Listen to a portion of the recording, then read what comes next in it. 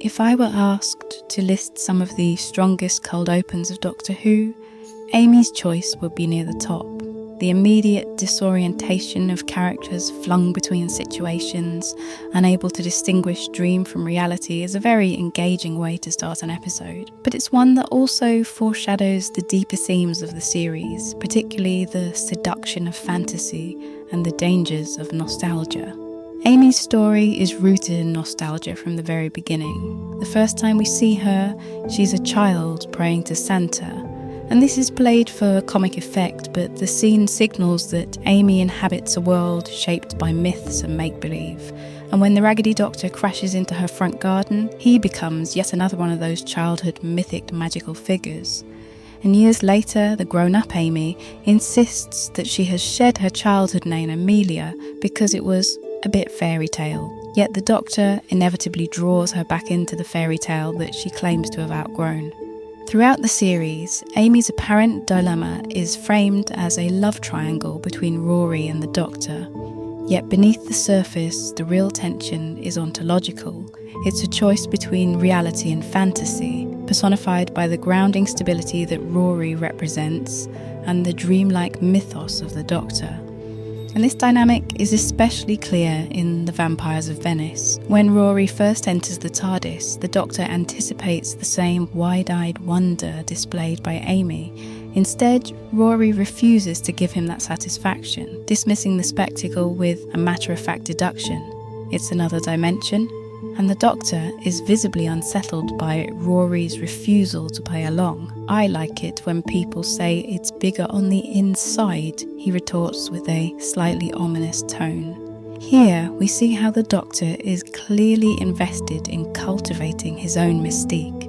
He thrives on the ritualized wonder of others, the performance of his own legend. But despite this dynamic framing the Doctor and Rory as in competition for Amy's affection, Rory's refusal to play along doesn't come from a place of hostility or of competition. He does it because he recognises the danger and he understands that Amy's attachment to her childhood fantasy leaves her vulnerable to the Doctor's self-mythologizing.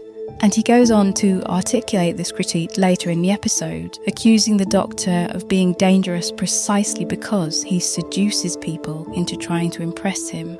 And this is a crucial perception, because Amy's nostalgia is not harmless. Her yearning for the childlike wonder that the Doctor represents is clouding her judgment, and Rory recognises this as a vulnerability that could harm her. Here, nostalgia itself becomes weaponised, and this opens the story to potential political allegory, if one were so inclined to read it in that way. Because contemporary populist movements often operate through the same mechanism.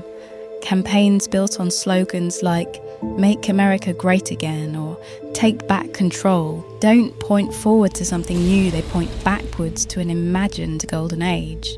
These narratives trade on selective memory, conjuring a mythic past that never truly existed. And, like Amy's enchantment with her Raggedy Doctor, citizens seduced by such rhetoric can be persuaded to long for a fiction, making choices governed more by affect than by critical reason.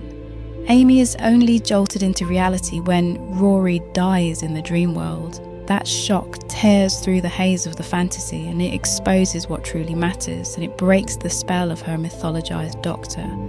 In that moment, the illusion collapses and she has an epiphany, a moment of lucid clarity, where she finally sees things how they truly are. And this is where the allegory becomes sharpest, in my opinion.